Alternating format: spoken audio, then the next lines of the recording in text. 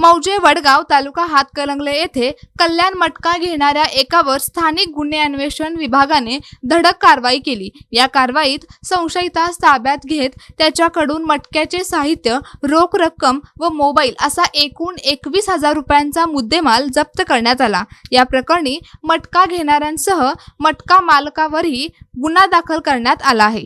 पोलिसांकडून मिळालेल्या माहितीनुसार मौजे वडगाव येथील बस स्थानकाजवळ श्रीधर सुभाष वाघमारे वय वर्ष 31 राहणार नागाव तालुका हातकणंगले हा कल्याण मटका घेत असल्याची गोपनीय माहिती स्थानिक गुन्हे अन्वेषण विभागाचे महेश आंबी व रामचंद्र कोळी यांना मिळाली होती।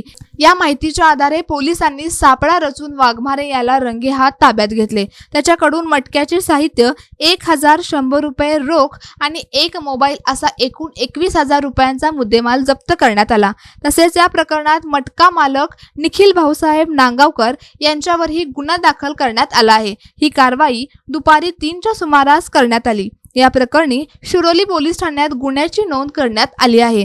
दरम्यान या कारवाईमुळे शिरोली पोलीस ठाण्याच्या हद्दीत अवैध धंदे सुरू असल्याचे पुन्हा एकदा समोर आले आहे।